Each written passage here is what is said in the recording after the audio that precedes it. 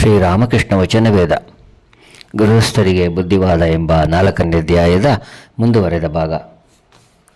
ಪರಮಹಂಸರು ಮಾಸ್ಟರನ್ನು ಕೇಳುತ್ತಿದ್ದಾರೆ. ಈಗ ನಿನ್ನ ಧ್ಯಾನ ಯಾವ ರೀತಿಯಾಗಿ ನಡೆಯುತ್ತಿದೆ? ನಿನಗೆ ಸಾಕಾರ ಅಧಿಕವಾಗಿ ರುಚಿಸುತ್ತದೆಯೋ ಅಥವಾ ನಿರಾಕಾರವೋ? ಮಾಸ್ಟರ್: ಈಗ ಸಾಕಾರದ ಕಡೆ ಮನಸ್ಸು ಹೋಗುತ್ತಿಲ್ಲ, ನಿರಾಕಾರದಲ್ಲೂ ಮನಸ್ಸನ್ನು ಸ್ಥಿರವಾಗಿಡಲಾಗುತ್ತಿಲ್ಲ. ಶ್ರೀರಾಮಕೃಷ್ಣರು: ನೋಡಿದೆಯೋ, ಒಮ್ಮೆಗೆ ನಿರಾಕಾರದಲ್ಲಿ ಮನಸ್ಸು ಸ್ಥಿರ ಮಾಡಲಾಗುವುದಿಲ್ಲ.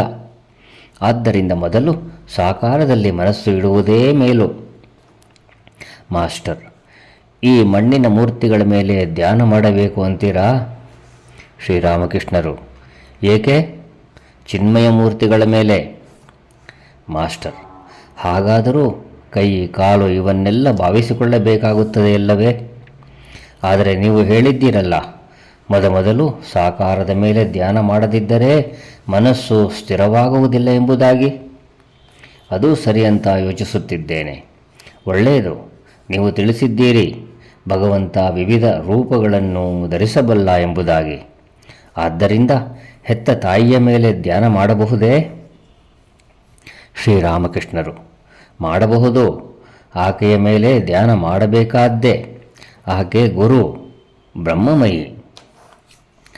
ಮಾಸ್ಟರ್ ಸುಮ್ಮನೆ ಕುಳಿತಿದ್ದಾನೆ. ಈಗ ಪರಮಹಂಸರನ್ನು ಕೇಳುತ್ತಿದ್ದಾನೆ. ಒಳ್ಳೆಯದು, ನಿರಾಕಾರದ ಮೇಲೆ ಧ್ಯಾನ ಮಾಡುವಾಗ ಅದು ಹೇಗೆ ತೋರಿಬರುತ್ತದೆ? ಅದನ್ನು ವರ್ಣನೆ ಮಾಡಲಾಗುವುದಿಲ್ಲವೇ? ಪರಮಹಂಸರು ಸ್ವಲ್ಪ ಹೊತ್ತು ಆಲೋಚನೆ ಮಾಡಿ ಹೇಳುತ್ತಿದ್ದಾರೆ. ಅದು ಯಾವ ರೀತಿ ಇದೆ ಗೊತ್ತೇ ನಿನಗೆ? ಹೀಗೆಂದ ಬಳಿಕ ಸ್ವಲ್ಪ ಹೊತ್ತು ಕುಳಿತಿದ್ದು ತರುವಾಯ ಸಾಕಾರ ನಿರಾಕಾರ ದರ್ಶನಗಳಲ್ಲಿ ಏನೇನು ಅನುಭವ ದೊರಕುತ್ತದೆ ಎಂಬುದರ ವಿಷಯವಾಗಿ ಒಂದೆರಡು ಮಾತಾಡಿ ಮತ್ತೆ ಸುಮ್ಮನೆ ಕುಳಿತುಕೊಂಡರು. ಶ್ರೀರಾಮಕೃಷ್ಣರು: ಇದನ್ನು ಸರಿಯಾಗಿ ಅರ್ಥ ಮಾಡಿಕೊಳ್ಳಬೇಕಾದರೆ ಸಾಧನೆ ಮಾಡಬೇಕು.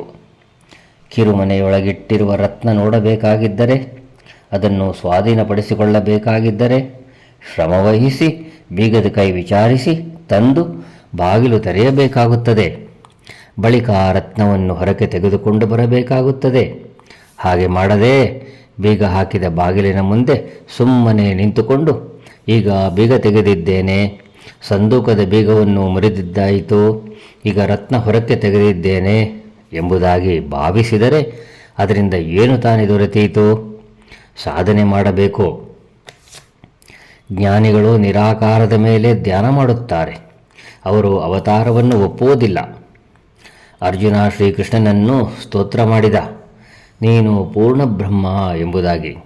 ಶ್ರೀಕೃಷ್ಣ ಹೇಳಿದ, ನಾನು ಪೂರ್ಣ ಬ್ರಹ್ಮ ಹೌದೋ ಅಲ್ಲವೋ ಎಂಬುದನ್ನು ನೋಡುವೆಯಂತೆ, ಬಾ ನನ್ನೊಡನೆ.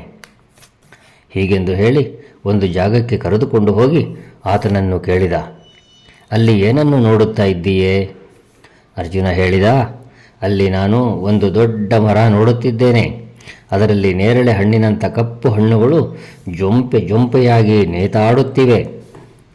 ಬಳಿಕ ಕೃಷ್ಣ ಹೇಳಿದ, ಇನ್ನೂ ಹತ್ತಿರಕ್ಕೆ ಬಂದು ನೋಡು, ಅವು ಕಪ್ಪು ಹಣ್ಣುಗಳ ಜೊಂಪೆಗಳಲ್ಲ, ನನ್ನಂಥ ಕೃಷ್ಣರ ಜೊಂಪೆಗಳು ಅಸಂಖ್ಯವಾಗಿ ನೇತಾಡುತ್ತಿವೆ. ಅಂದರೆ ಆ ಪೂರ್ಣ ಬ್ರಹ್ಮ ಸ್ವರೂಪದ ವೃಕ್ಷದಿಂದ ಅಸಂಖ್ಯ ಅವತಾರಗಳು ಬಂದು ಹೋಗುತ್ತವೆ. ಜೈ ರಾಮಕೃಷ್ಣ.